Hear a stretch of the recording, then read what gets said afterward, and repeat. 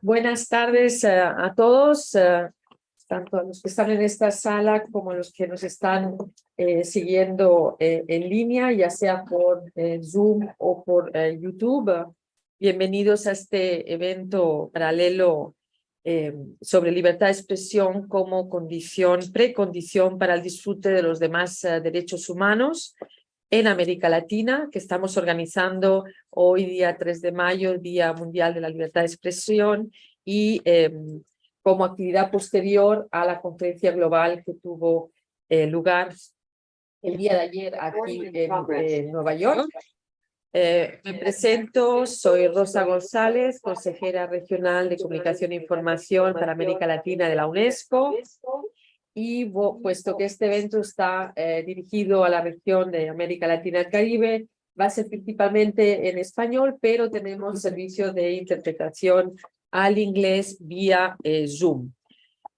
Bueno, agradezco a la Universidad de Columbia por ser nuestros anfitriones. Estamos en una sala de la universidad y agradezco particularmente a Catalina Botero por haber apoyado la organización de estos eventos para la región. Agradezco muy especialmente a Edison Lanza, ex relator para la libertad de expresión de la OEA, por su activa participación y organización de este panel. Y un agradecimiento a todos los oradores, tanto los que están en línea como los que están físicamente con nosotros y que van a estar haciendo sus presentaciones. Bueno, como dije, esta es una actividad, es un evento paralelo a la conferencia global que se realizó el día de ayer, durante la cual pudimos escuchar un análisis de los desafíos actuales de la libertad de prensa a nivel global. También un renovado compromiso pudimos escuchar por parte de la comunidad internacional con los derechos de libertad de expresión y libertad de prensa.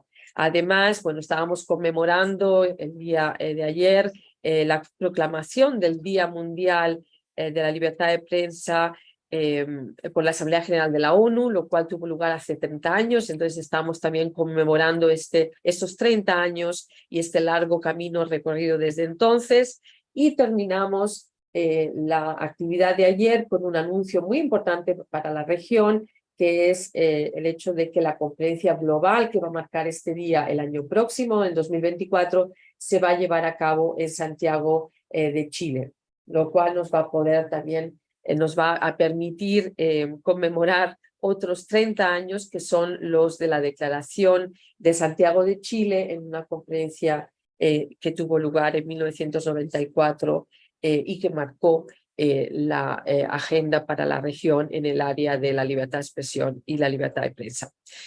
En este evento que empezamos ahora, en este espacio que empezamos ahora, nos permite pues reflexionar sobre la misma temática, pero con un enfoque sobre la región de América Latina y el Caribe y con un énfasis particular sobre el vínculo entre la libertad de prensa y el disfrute de los demás derechos. En un momento en que el ejercicio de los derechos humanos sabemos que supone ciertos desafíos en numerosos países, también en la región de América Latina y el Caribe. Así que quisimos poner enfoque en 4 o 5 temas principales que nos parecieron de especial relevancia. Quisimos escuchar por parte del presidente de la Corte Interamericana de Derechos Humanos, el juez Ricardo Pérez Manrique, a quien saludo muy efusivamente por estar con nosotros el día de hoy.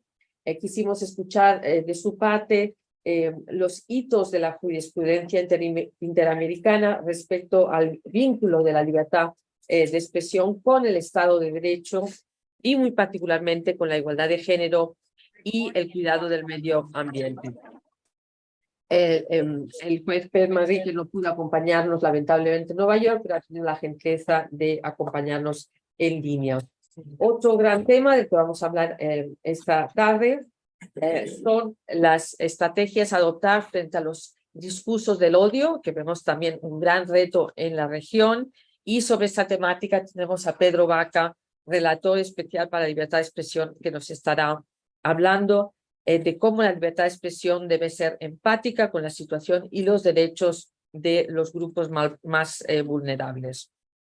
Hablaremos también de la libertad de expresión y la protesta social en América Latina, que si bien no es la protesta social no está reconocida como un derecho autónomo en la Declaración Universal de Derechos Humanos, sí lo son la reunión pacífica y la asociación, y de eso nos estará hablando Agnès Calamat, directora de Amnistía Internacional y exrelatora de ejecuciones extrajudiciales y gran experta en este tema.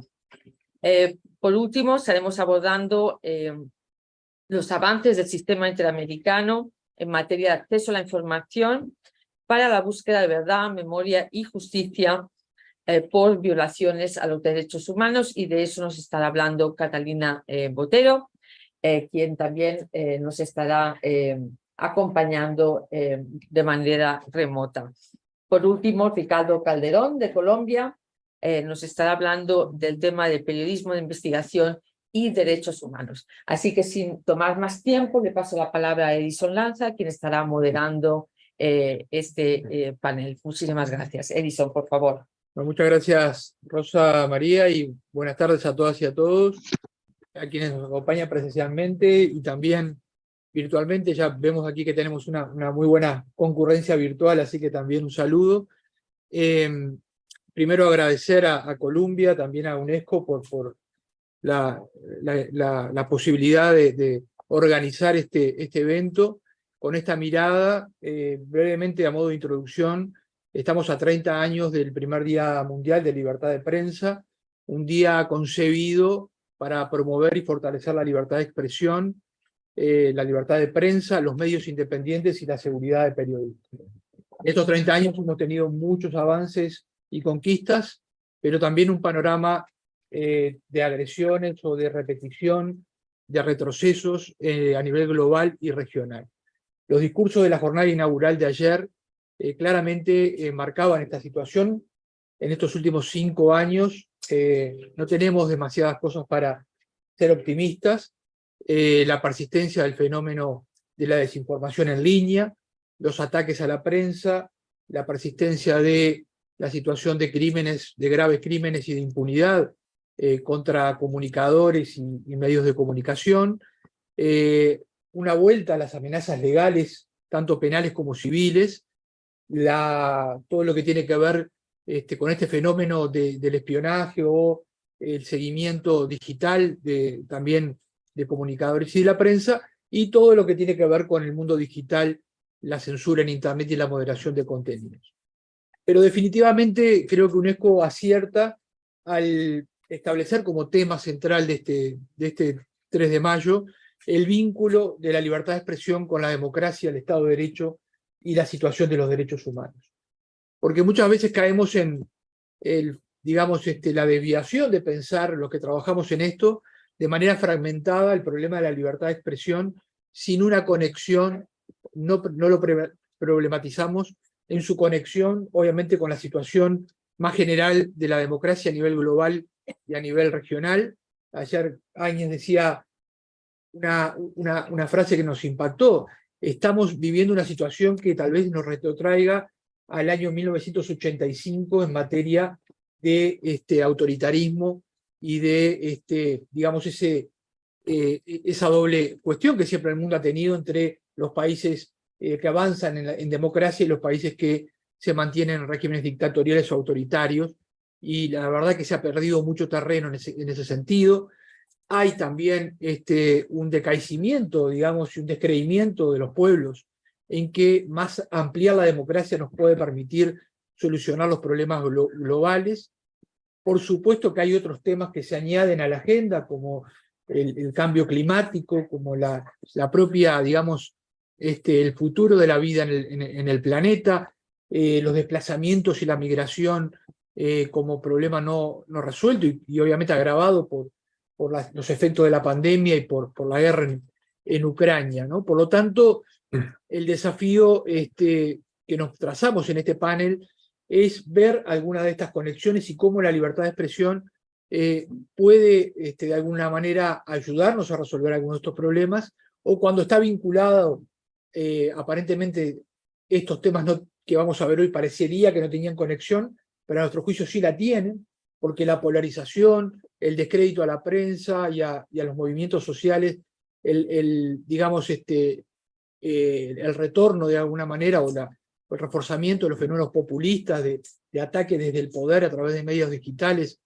a los distintos actores, la represión de la protesta, ¿verdad? Y cómo los estándares interamericanos reaccionan ante esto, creemos que tiene sí mucha conexión y mucho para aportarnos. Voy a dar la palabra desde Uruguay a Ricardo Pérez Manrique, quienes hoy, yo no tengo duda en señalar, señalamos y señalan muchos como un juez campeón en materia de defensa de la libertad de expresión en la Corte Interamericana de Derechos Humanos, con una especial preocupación, digamos, por estos temas, y hoy presidente de la Corte Interamericana de Derechos Humanos, así que le pedimos que nos haga una apertura, bueno, dándonos un panorama, digamos, de cómo la Corte viene abordando en estos últimos 4 o 5 años estos temas que están planteados arriba de la mesa. Adelante, Ricardo. Muchas gracias, Edison. Espero que me escuchen bien. Simplemente anotar que mi nombre no es Bruno Rodríguez, por las dudas, por si alguien no me conoce.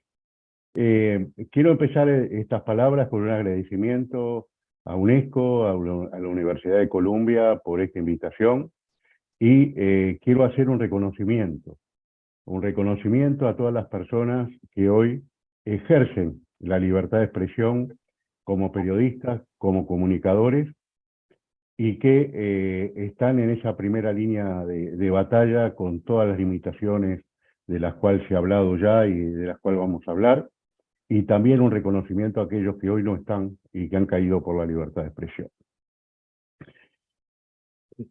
Debo decir que recordar algo que la Corte ya dijo en la opinión consultiva 5 del 85, que me parece que es el encuadre con el cual iniciar estas palabras. La Corte ha dicho allí, y lo ha reiterado en todas sus sentencias, que la libertad de expresión es la piedra angular de la democracia, y que una sociedad que no está bien informada no es plenamente libre. Yo creo que esta cita culma el objeto de este panel, que es justamente decir cuál es la relación entre la libertad de expresión y el resto de los derechos humanos. Es decir, la Corte ya desde 1985 ha sostenido que una sociedad no es plenamente libre si no está bien informada y si no hay libertad de expresión.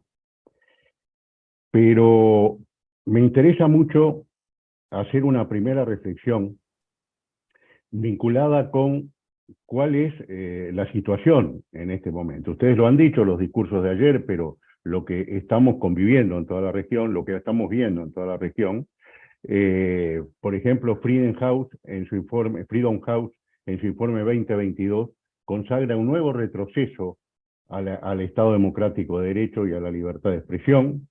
El Instituto BEDEM, de variedad de la democracia, habla que el 72% de la población mundial vive en autocracias, es decir, que la libertad de expresión se deteriora en 35 países y que la censura de los medios de comunicación empeora en 47 países. UNESCO señala las tendencias mundiales en libertad de expresión y desarrollo mediático, advirtiendo que más de 5 personas de cada 6 en el mundo viven en países donde la libertad de prensa ha disminuido en los últimos 5 años.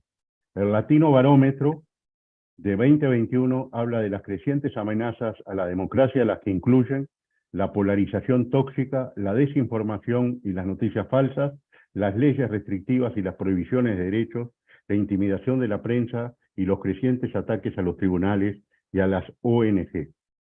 Y dice que las democracias establecidas también, o las más reconocidas también, sufren este tema. Hoy estaba leyendo un informe sobre mi país en el cual se señalan algunos retrocesos en este tema, que es bien importante.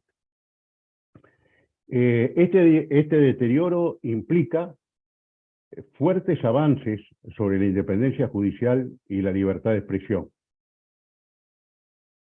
sin los cuales no es posible, si no hay independencia judicial y si no hay libertad de expresión, no es posible que el libre juego democrático se ejerza.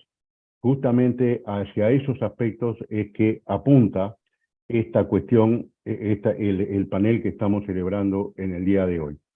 Quiero destacar la importancia de la unión de libertad, de acceso a la justicia con libertad de expresión y el programa Jueces de UNESCO desarrollado e iniciado en América Latina desde el 2006 y que hoy tiene dimensión universal, porque es indudable que es necesario fortalecer la democracia, y una forma de fortalecer la democracia es con más y mejor independencia judicial y más y mejor protección para la libertad de expresión.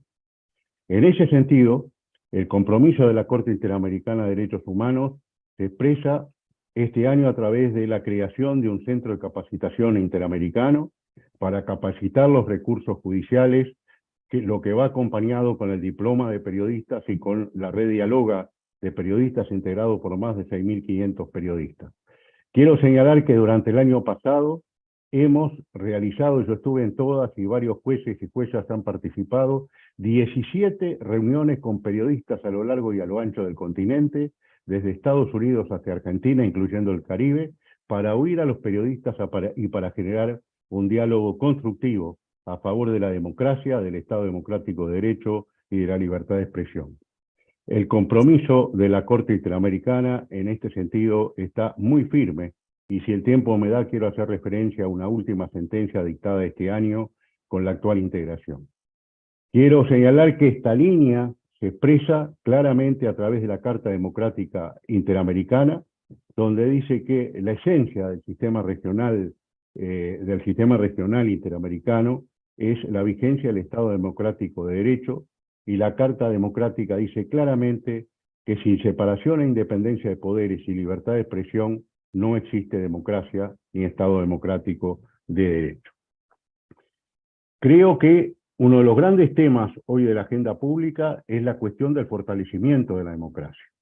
¿De qué manera esta democracia que está afectada por tantos discursos distorsionantes y que actúan de una manera centrífuga, es decir, tratando de sacarnos del centro de la convivencia democrática, del centro de la paz, del centro del diálogo, pasando a un sistema en el cual las grandes controversias no se resuelven de manera pacífica, sino a través de la imposición, a veces de mayorías circunstanciales sobre otras mayorías, y esto me parece un tema capital en este momento, la cuestión del cuidado de la democracia, la cuestión de hacer un llamado a todos los países a que la democracia se desarrolle en un clima de paz, en un clima de concordia y en una orientación a favor de los derechos humanos. Por eso, el tema de la democracia está directamente vinculado a los derechos humanos y está directamente vinculado al rol que la libertad de expresión juega en esa democracia, que yo vuelvo a repetir, la Corte desde 1985 lo ha señalado con total claridad.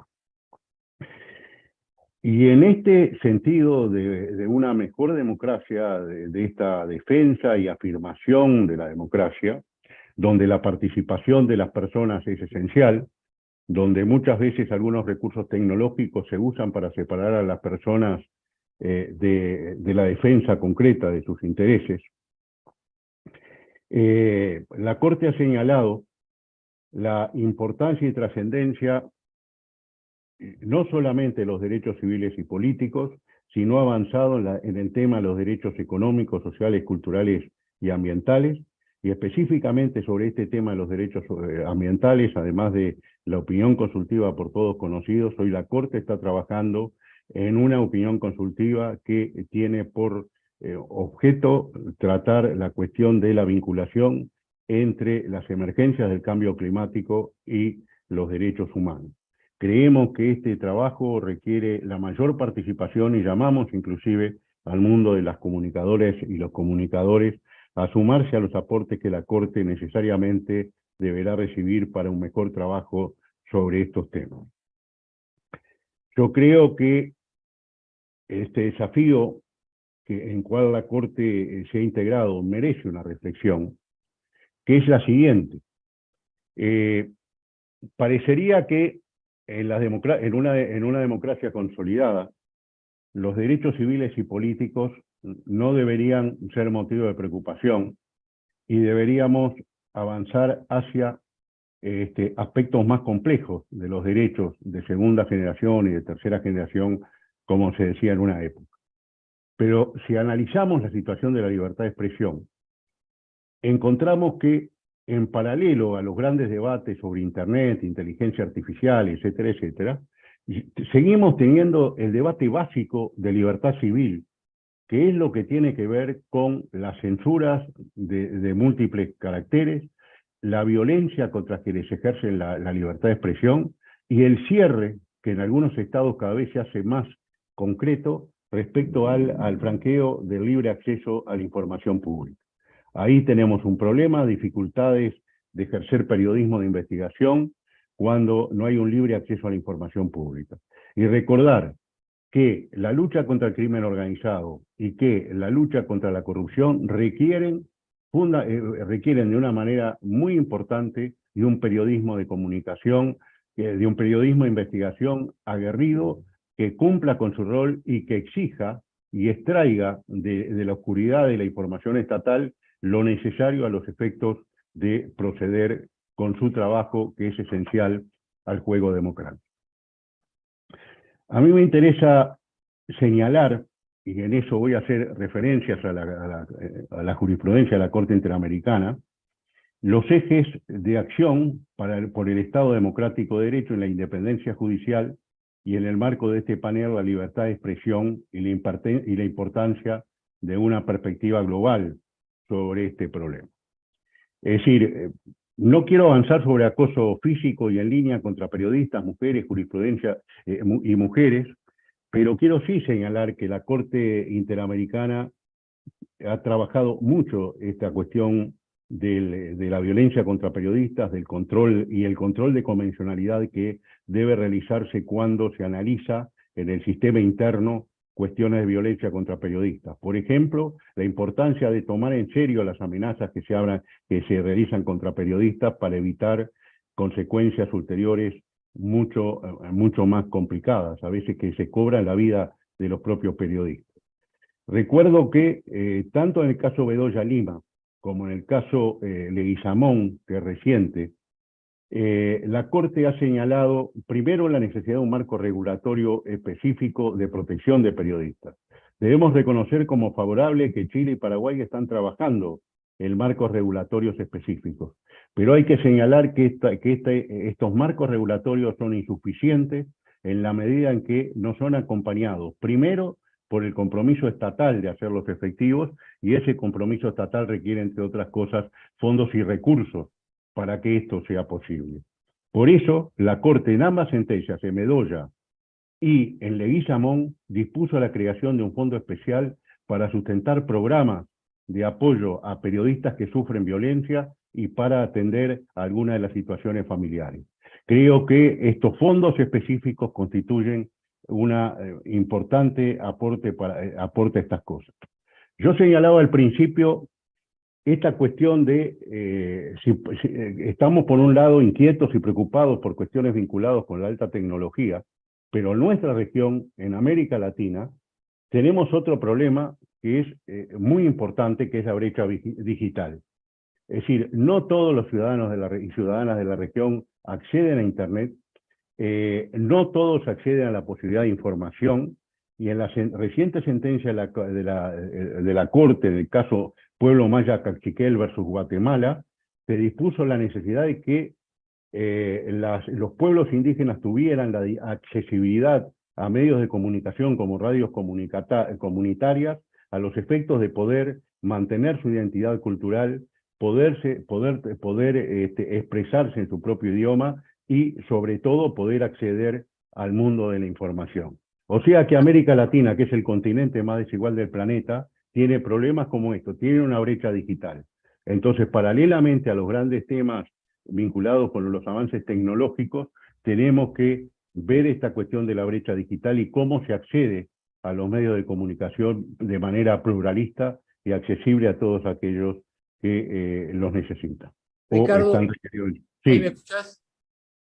¿me escuchás? Sí, ahí, Sí, ahí te pediríamos para la primera intervención si nos podrías redondear con sí, la estoy redondeando ya.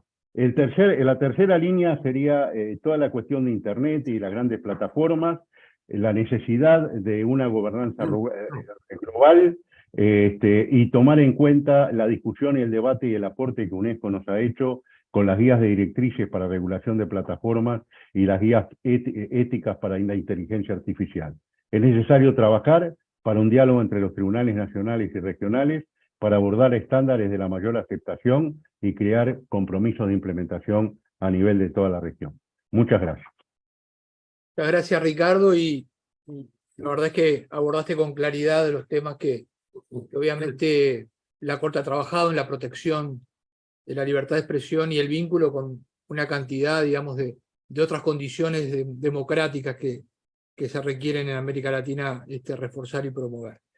Vamos a dar paso ahora a Áñez Calamar, ex relatora sobre ejecuciones extrajudiciales de Naciones Unidas y actualmente secretaria general de Amnistía Internacional, que también va a abordar la relación de la libertad de expresión con el Estado de Derecho y los derechos humanos, y en particular le pedimos algunas reflexiones sobre la protesta social que, como forma de expresión y de ejercer el derecho a demandar respuesta por parte sobre todo de grupos vulnerados y grupos en riesgo, y que en América Latina está relacionado con muchas de las crisis que mencionamos, que en los últimos años hemos visto una serie de estallidos vinculados a la defensa de la democracia, a la búsqueda de mayor igualdad, bueno, a la protesta por razones incluso ambientales, y también una respuesta desproporcionada en general por parte de los estados, con represión y no con diálogo, viendo la protesta como un hecho más de subversión que parte de la naturaleza de la democracia. Así que, Áñez, te agradecemos la presencia nuevamente y adelante.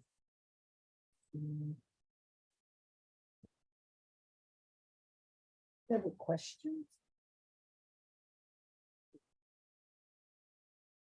You can hear me or... Thank you very much for the invitation. It's a pleasure to be here. So Amnesty International has been working on protest for many years, of course, but in view of the global trend, we decided last year to initiate a campaign globally on the protection of the right to protest. Year after year, for the last 5 years, we have seen a decline in the capacities of people to organize collectively and to protest. And at the same time as the space for protest has shrunk, the repression has increased. So more use of lethal force, more use of less lethal weapon, but with dramatic implication for people. Latin America has been a little bit a case example of those trends, but they are really global. So protests in Latin America, you know that better than me, they are in relation to demanding an end to impunity, demanding justice for human rights violations. They are also taking place in the context of national strikes, in the context of social security demands, education, and so on and so forth. So in a global context characterized by increasing inequality within state and increasing food deficiency and other forms of problems such as high inflation, protests have become really the de facto port of call and default position for many social movements. So what are the trends in Latin America besides the number of protests and the multiplication?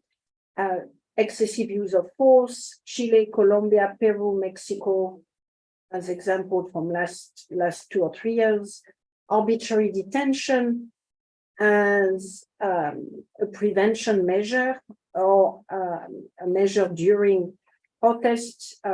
Nicaragua is a very good example of that. And then repression or legal repression, anti-NGOs law, anti-protest laws, restriction in the context of COVID, criminalization of protest movement that we have seen in Cuba, Guatemala, and Honduras. So protesters in the Americas are shot at, stigmatized, surveilled, and in the most serious cases, they are killed. I was in Mexico last December, for instance, and that was the main focus of my visit. There, I met with one young woman called Wendy Galarza, who took to the street in Cancun in 2020 to protest against violence against women, only for her to become a victim of violence against women by the police, who on that occasion used really excessive use of force. They brutally beat her. She was shot twice, and she has permanent health issues. And to this day, those responsible for attacking her and others have still not been held to account. Her example is typical of the many cases of the protesters I have met in Mexico. Worst cases probably were in Colombia, where in fact I could not even meet with victims because they were so scared. So I could only meet with their protesters, with their lawyers who themselves,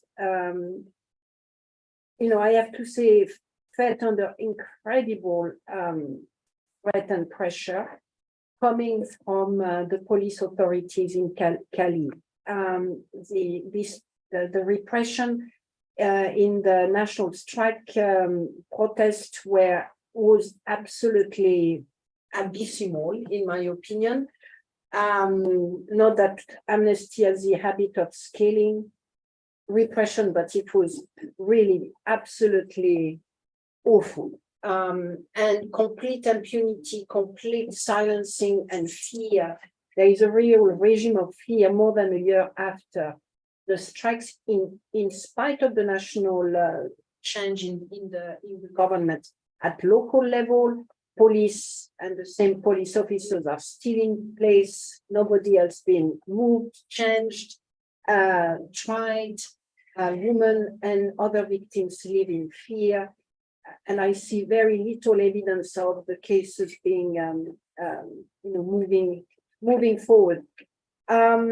So, these are some of the example of worse, but possibly not even worse. I'm not talking about the killing that have also taken place. Chile, that's not Amnesty's data, but they are very reliable.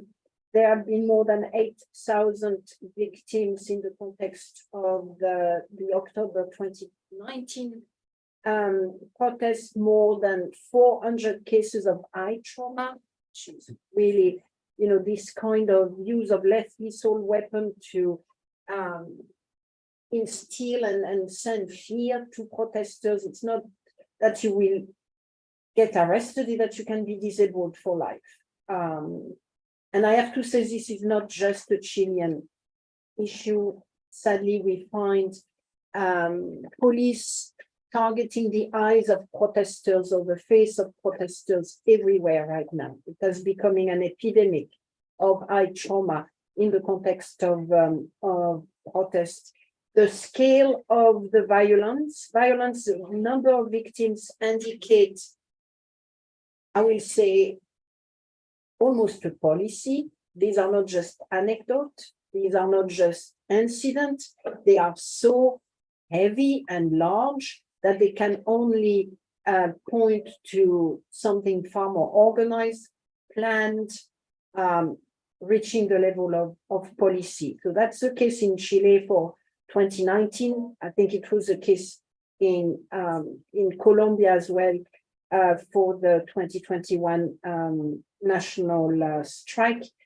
I've already mentioned sexual violence in the context of those particular protests. Women, LGBT people in Colombia have been living in fear since the strike because of the nature of the sexual violence that has been used against them. Again, it's not just anecdote, it's really widespread. That's what is very striking. This is why for us, we're not just talking about some rogue element within the police behaving roguely. We're talking about something far more sinister because it is quite organized. It becomes part and parcel of the way protests are managed. They are managed through fear, through excessive use of force, through excessive and indiscriminate use of weapons, including so-called less lethal weapons. So thank you. I'll stop here. Agnes, for this picture, and we will go into in the second round to our questions. Le damos la bienvenida ahora a Pedro Vaca, relator para la libertad de expresión de la Comisión Interamericana de Derechos Humanos. Tanto ayer como hoy se hicieron referencia a los discursos que generan un clima, digamos, tóxico, se ha dicho, para el debate público. Hay quienes lo etiquetan como discursos de odio. El Sistema Interamericano de Derechos Humanos habla de discursos protegidos y no protegidos por la libertad de expresión, y siempre hemos tenido mucho cuidado en distinguir o en trazar esa línea de modo de que no se convierta, bueno, en un arma, en definitiva, también de censura. Pero estamos en una nueva era, ¿no? Una era digital donde los discursos que desacreditan, los discursos que generan estos climas, se viralizan y hoy son inocultables. Hay estudios y cifras sobre eso. Entonces queríamos darte la bienvenida, agradecerte la presencia y también que nos dieras un panorama de cómo está viendo esto la relatoría y qué respuestas puede haber para esta preocupación. Muchas gracias, Edison. Muchas gracias a la UNESCO, Ricardo, Áñez, a todas las personas acá presentes. Una sugerencia de color antes de empezar para la UNESCO para la conferencia de 2024, procurar los espacios más cerca, porque creo que ha sido un 3 de mayo atravesado por el estrés de llegar tarde, el salir temprano, y creo que a modo de amable sugerencia, creo que facilitaría a efectos de la próxima conferencia en Santiago. También saludar al juez Pérez Manrique. Muchas gracias por todo el trabajo que realizan desde la Corte. Creo que siempre es muy importante pues recordar los estándares y también los esfuerzos de la Corte por conservar el orden público interamericano, algo que también procuramos impulsar desde el sistema de peticiones y casos desde la relatoría. Yo hoy voy a plantearles un dilema que me parece que es un dilema no resuelto por la comunidad de libertad de expresión, pero sí es un dilema que cada vez nos rebota más y más cerca, ¿no? Y para eso un poco toca abrir el artículo 13.5 de la Convención Americana de Derechos Humanos y ponerlo hoy, ¿no? Porque creo que hay buena parte, digamos, de las preguntas sin respuesta, pero también de los reclamos justos que no están siendo respondidos. Voy a tratar de ser esquemático, sobre todo para quienes no están tan familiarizados y da cuenta que está grabando.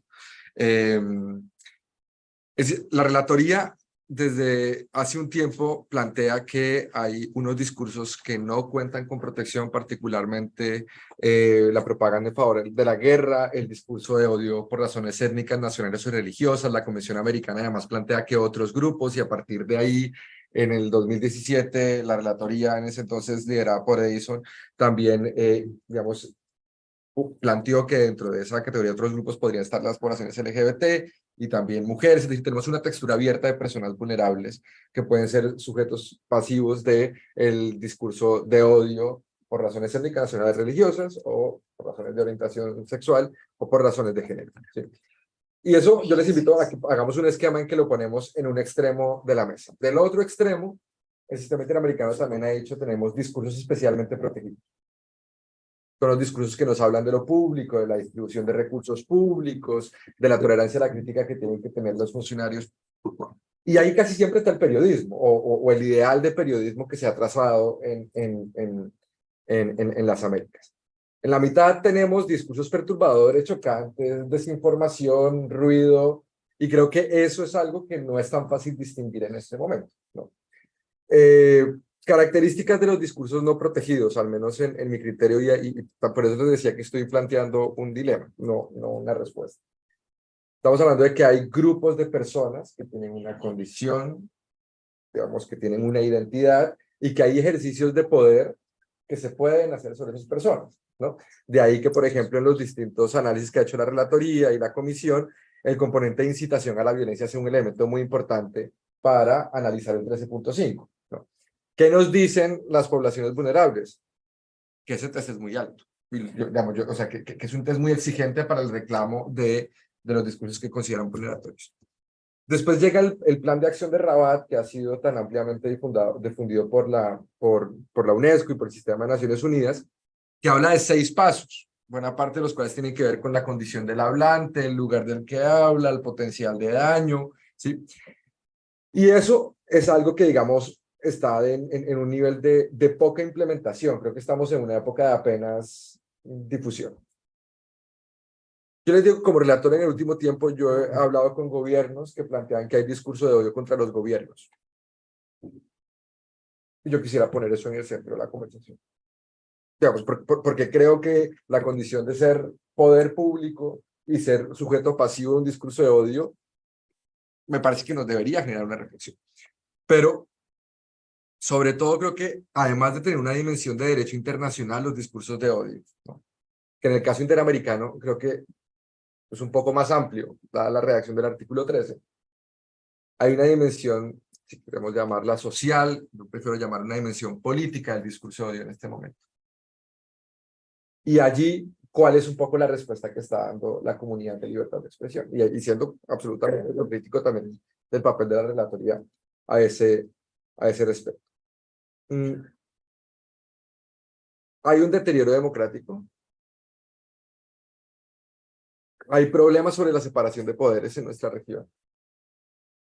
Porque si vamos a hacer el test de Rabat, necesitamos sobre todo jueces que los interpreten de una forma adecuada. Digamos, el test de Rabat también, como cualquier test, sin separación de poderes puede tener una serie de problemas. Necesitamos leyes claras, ¿no?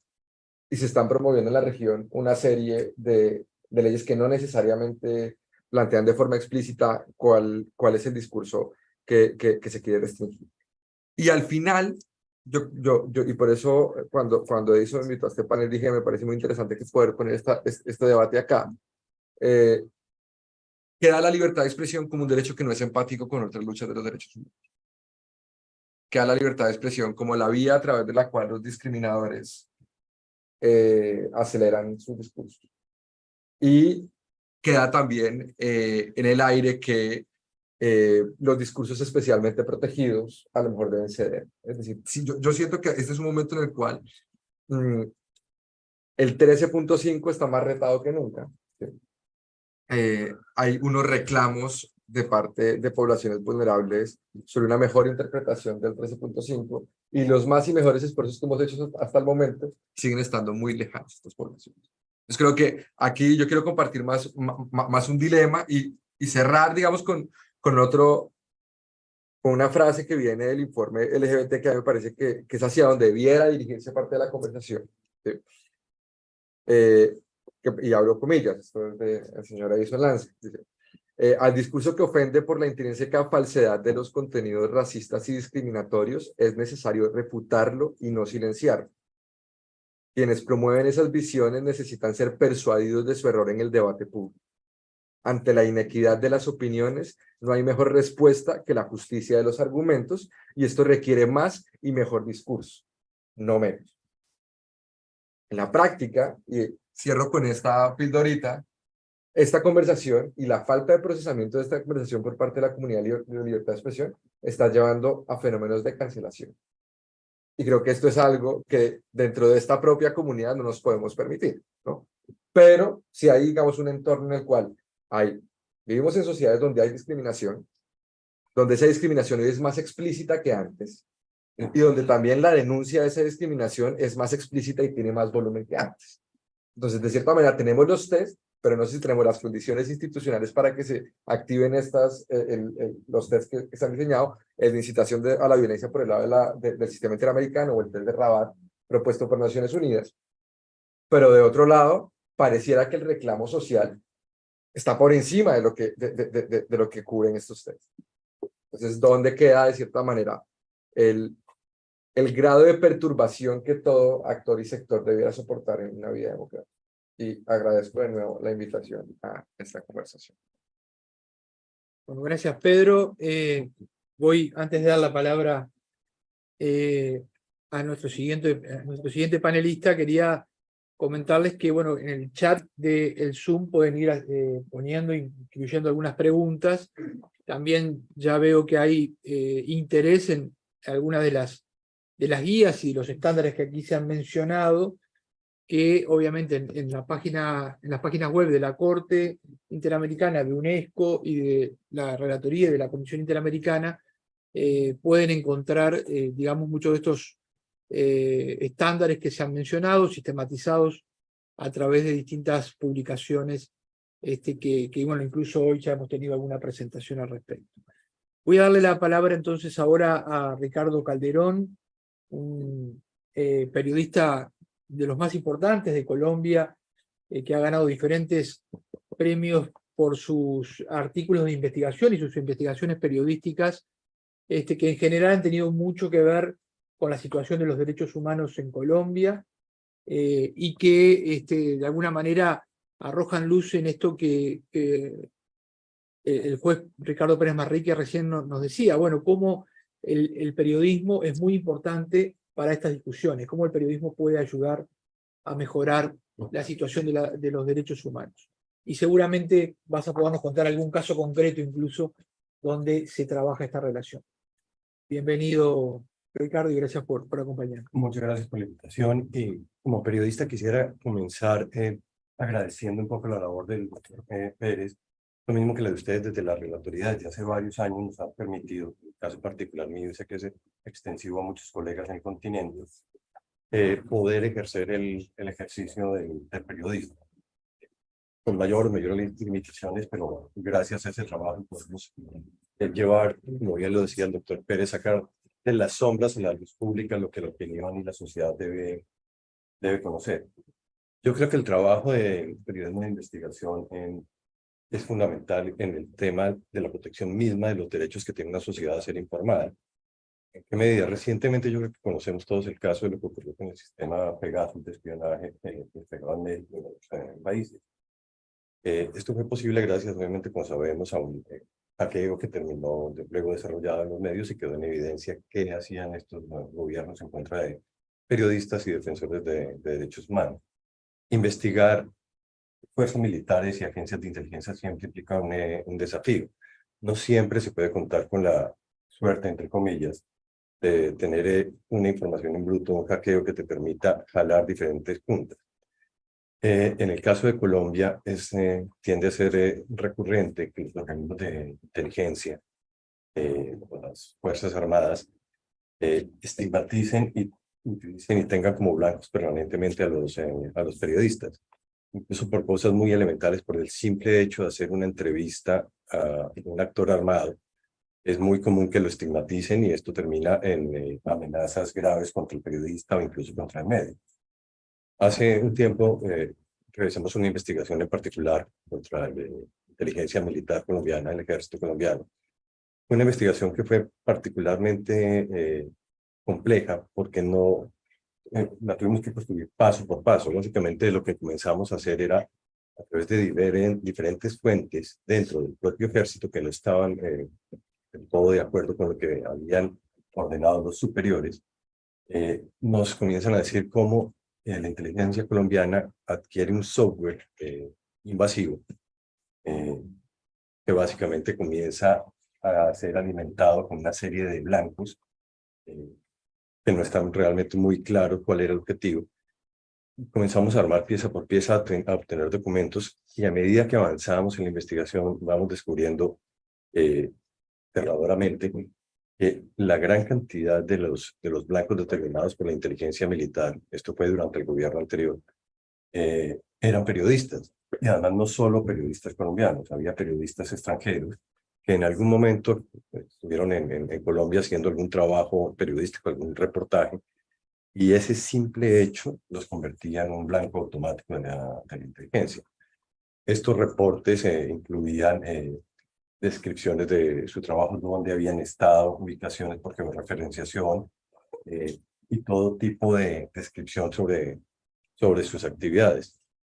Esto se traducía en informes de inteligencia que eran distribuidos a diferentes unidades de inteligencia en el gobierno, y muy comúnmente los analistas de inteligencia utilizaban calificativos para referirse a muchos de los periodistas como simpatizante o orgánico de tal o X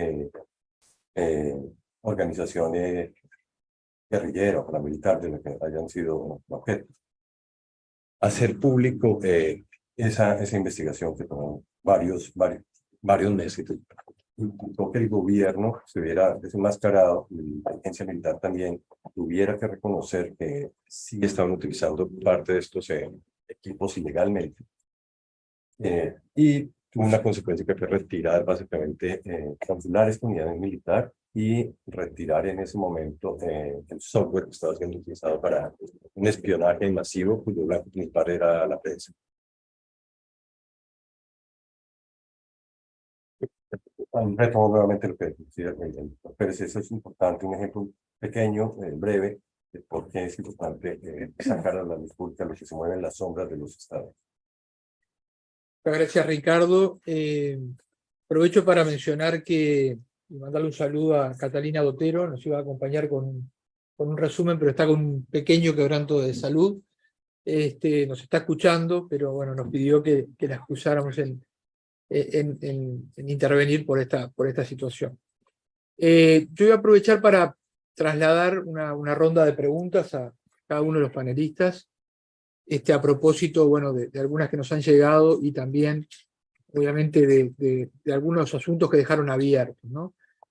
En el caso del presidente de la Corte Interamericana, de Ricardo Pérez Manrique, mencionaba varios estándares, varias decisiones de la Corte Interamericana que protegen de algún modo al periodismo, que protegen a las libertades democráticas y también que, digamos, avanzan en algunos de los desafíos globales que hoy tenemos. La pregunta es cómo luego, digamos, la Corte hace o puede hacer cumplir estas decisiones a los estados, obviamente a los estados implicados en cada decisión, pero también a nivel más amplio en la región, para, bueno, justamente ayudar a revertir este estado de cosas, que de alguna manera es la importancia última de la Corte, ¿no? Generar estándares para que estos sean cumplidos por los estados, y estaríamos según lo que hemos escuchado, en un clima general donde muchas veces estos avances no se ven tan claramente.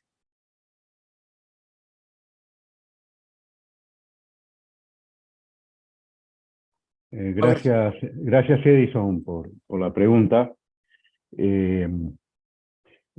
Simplemente voy a emplear 2 minutos para señalar estas cuestiones de agenda que había dicho hoy. Uno, el tema de violencia contra periodistas, como ya lo vimos, el problema de la brecha digital, del acceso a Internet y sobre todo la alfabetización, y después todo el gran problema vinculado con redes sociales, con Internet e inteligencia artificial, lo que requiere una gobernanza global adecuada y el debido debate sobre estos puntos, de manera a ser efectivo el principio de que en el mundo virtual deben regir las mismas reglas del Estado Democrático de Derecho que en el mundo virtual. Respecto a la pregunta que tú me haces, yo quiero responder con un ejemplo de la última sentencia que la Corte ha dictado sobre libertad de expresión, que es el caso Barahona Bray versus Chile, que se trata de un defensor ambiental que es denunciado por un senador de la República por injurias a raíz de que supuestamente habría sido afectado su honor. La Corte toma dos decisiones muy importantes en este aspecto.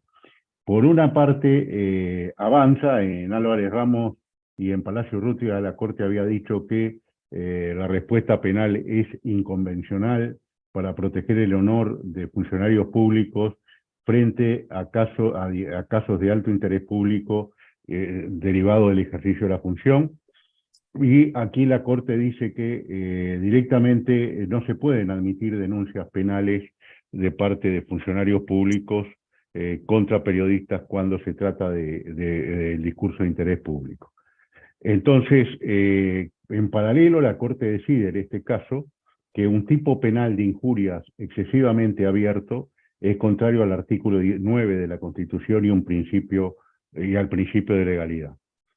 Yo creo que estas decisiones que significan un avance en la jurisprudencia de la Corte, primero, por el imperio de lo que establece el artículo 68.1 de la Convención Americana, es obligatorio para Chile, y Chile tendrá que cumplir estas disposiciones que hemos dicho. Hemos recibido de parte del Colegio de Periodistas de Chile la enorme trascendencia que tiene esta decisión en la medida que hay entre 1.000 y 1.300 denuncias por injurias de parte de funcionarios públicos contra periodistas en Chile.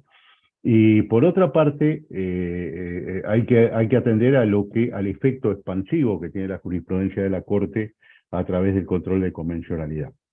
Es decir, yo creo que estos estándares, ayudados por una adecuada tarea de difusión, por el compromiso de las partes interesadas, todos quienes están vinculados con la libertad de expresión, pero también por lo que la Corte va ajustando a través de los procesos de supervisión de cumplimiento de sentencias, generan un impacto expansivo muy importante. Y yo con esto termino y anticipo que en pocos minutos tengo otro compromiso. Si siempre yo pongo un ejemplo extraordinario que es Clos Reyes.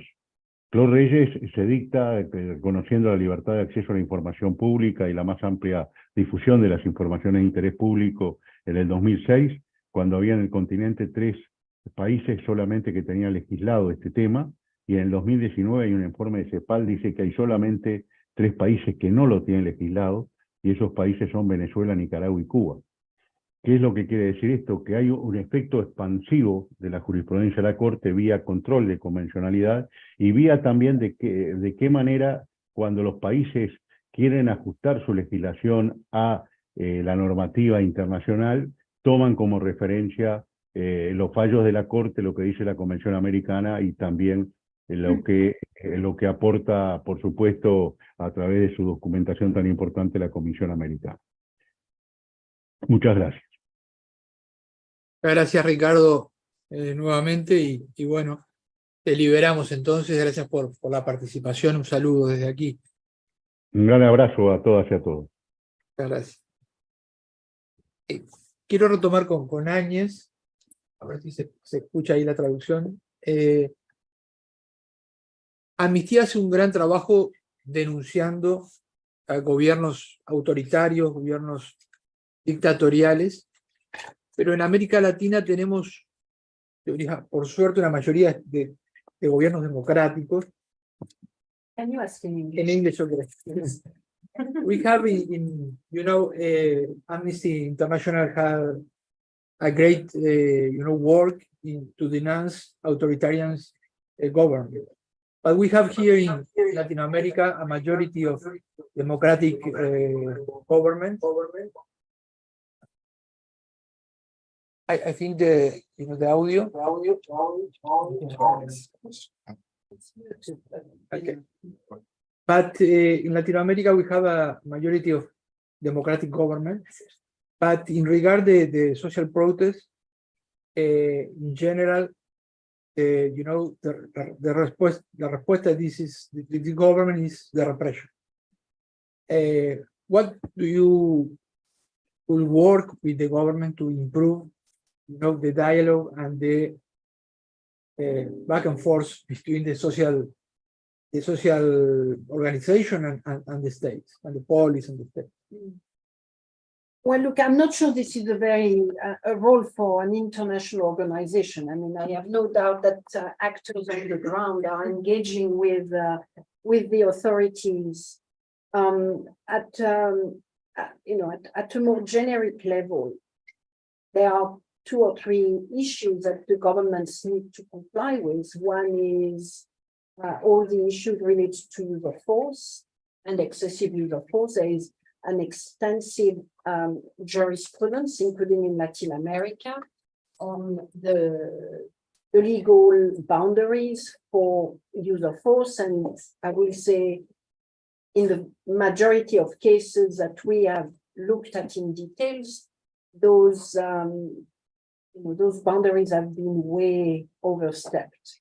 So there is a question of training, possibly of police force that comes into play. But as I've said, it is so systematic and so organized that it will indicate that repression has become really a part of the playbook for protest management. So it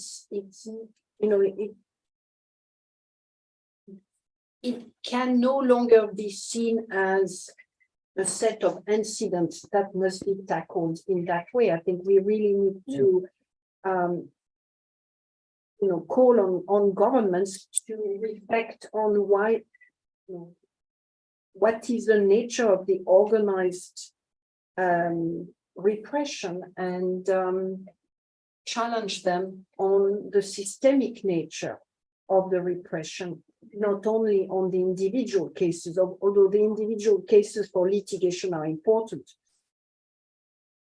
But we need to get into the systemic nature of the repression in relation to the management of protest. So that's the first point. The second point is around the use of certain weapons. I'm going to put aside lethal weapons, which are frankly that should be not acceptable, and under international law, the cases where lethal force may be used in the repression of management of protest are very, very few. So, that is clearly the minute you see police security forces using their lethal weapon for managing the protest, you know that you are into very dangerous territory, and they are the violations of domestic law and international law, I think, are probable. There are more questions around the use of less lethal weapons, and these have been the sources of many killings and many terrible wounds. So we need to also focus heavily on those less lethal weapons, which for a range of reasons have become very common. And they are used in ways that are not appropriate. So civil society have avenues of engagement there. First of all, there are increasing number of guidelines on the use of some of those weapons, whether it's some of the gas, the matraque,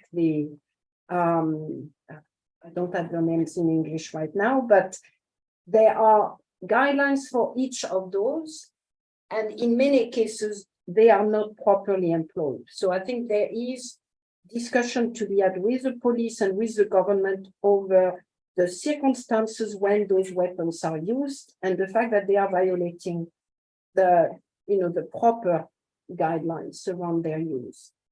We also at Article 90 at Amnesty International are working on a treaty around the use of the development and the use of less lethal weapon. We believe that this is a sector that is too unregulated.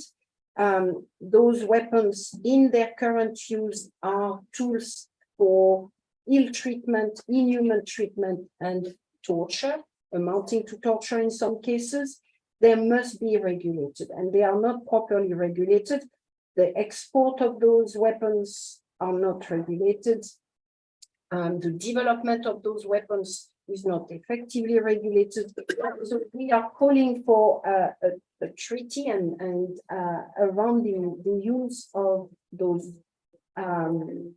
weapons that could more effectively regulate them. There is quite a number of steps taken in that direction, particularly at the European level. So we are very optimistic that that this would happen. Further than that, I think, and individual litigation, of course, that always play a role.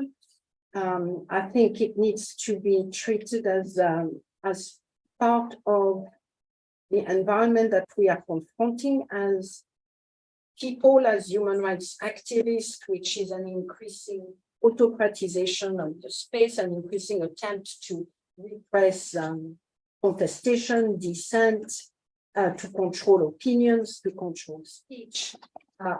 Everything matters. I mean, we are talking about digital surveillance. That too has become an important dimension of the management of protest, and civil society need to get on top of that, because it's not just repression during the protest now that we have to fear. It's the repression after the protest, because digital review, use of drones, facial recognitions, all of that allows the police to collect data and then to go after you many days after the protest.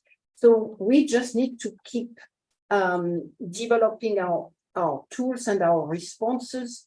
As we are not quite keeping up with the development of these repressive measures, but I think we are not far behind, and that's all we need to get going. Use the regional court and make a global connection, because there is much that is being done globally right now, or rather that the management or the mismanagement of protest is a global phenomena that requires of civil society to come together and fight it globally through various means, including treaties and so on. Thank you, Agnes, for have this and share these different ideas. Shift to Spanish. Agnes nos hablaba de algunas respuestas que el derecho internacional puede ofrecernos en relación con esta situación compleja para la democracia y los derechos humanos. Entre ellas me pareció bien interesante la discusión de un tratado sobre protesta y el uso de armas menos letales en el contexto, digamos, de un uso sistemático, sistémico, aún bajo gobiernos democráticos, de la represión como respuesta a la protesta. Vuelvo a Pedro, que nos dejó una serie de desafíos que, bueno, estamos a la orden para trabajar, y seguramente con UNESCO, en un abordaje que tiene que ver, bueno, decía Pedro, en resumen, me corregí si me equivoco, para responder o dar una respuesta a los grupos vulnerables que piden una protección frente a los discursos que en definitiva los menoscaban y los silencian.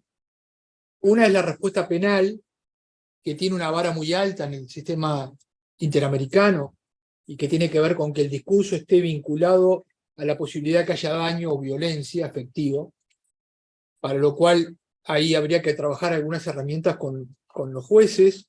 UNESCO tiene un largo trabajo con los operadores de justicia, pero no en particular en este tema, entonces por ahí queda abierta la posibilidad de trabajarlo. Ahora, ¿puede haber otra clase de respuestas? La pregunta es, lo penal siempre es una respuesta, pero ¿puede haber otra clase de respuestas para estas situaciones? ¿Qué sugerirías en ese sentido?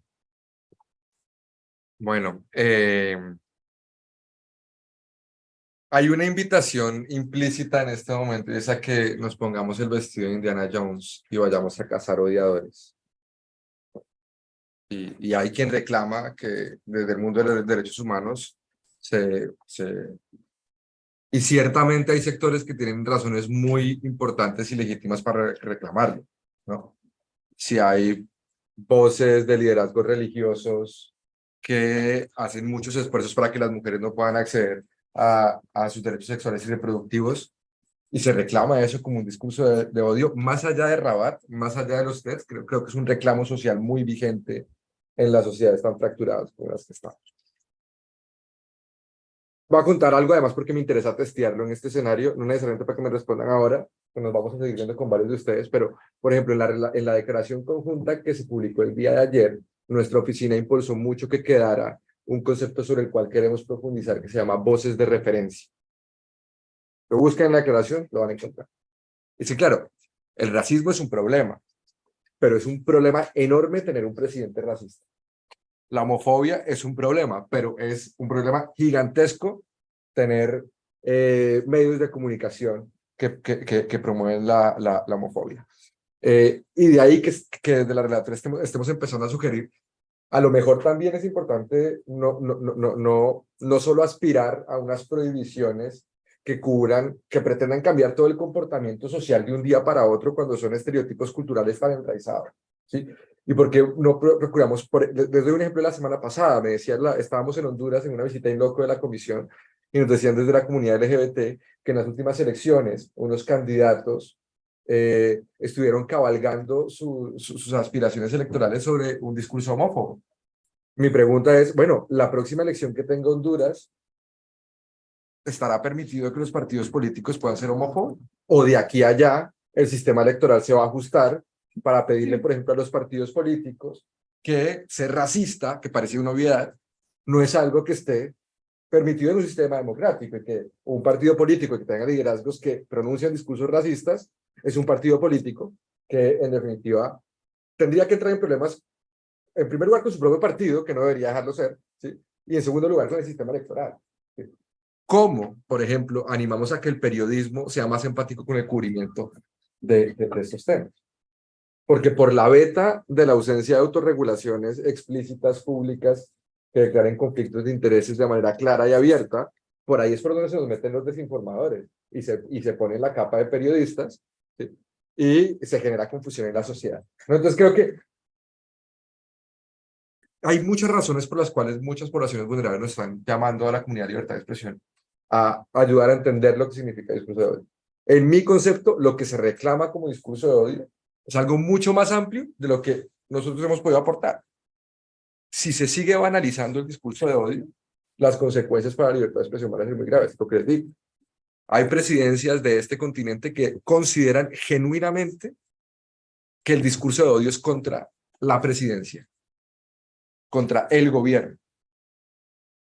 Y eso deja al periodismo en un lugar complicado, porque entonces ya Ricardo hace una investigación y el gobierno no tendrá por qué decir, vea, esta es mi información, esta es mi reacción, sino que dirá, no, pues eso hace parte del club de los odiadores de este bueno. Luego, banalizar la conversación de discurso de odio tiene un impacto sobre la salud democrática.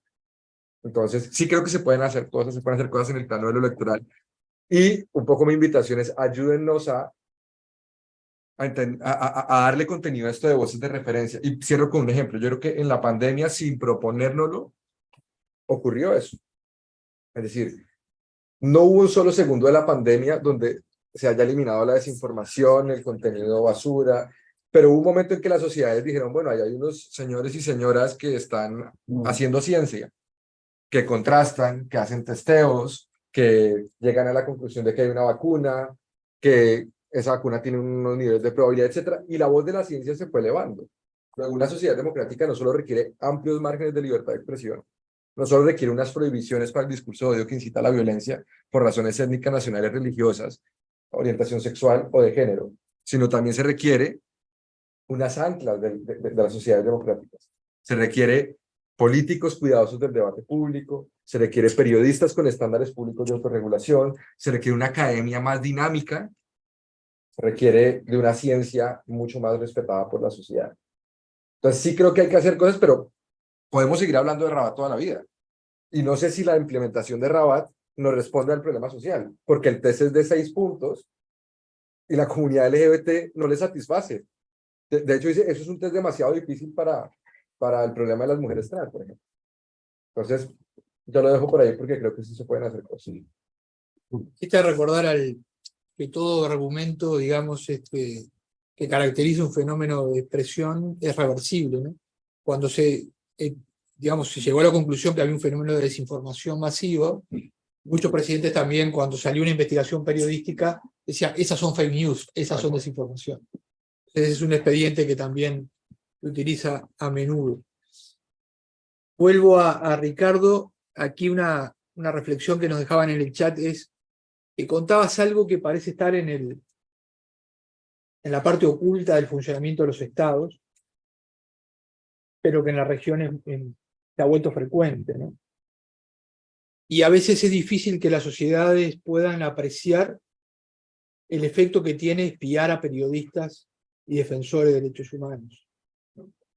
Entonces, las dos preguntas un poco que surgen aquí del público es, uno, ¿qué efecto tienen estas investigaciones que ustedes hacen?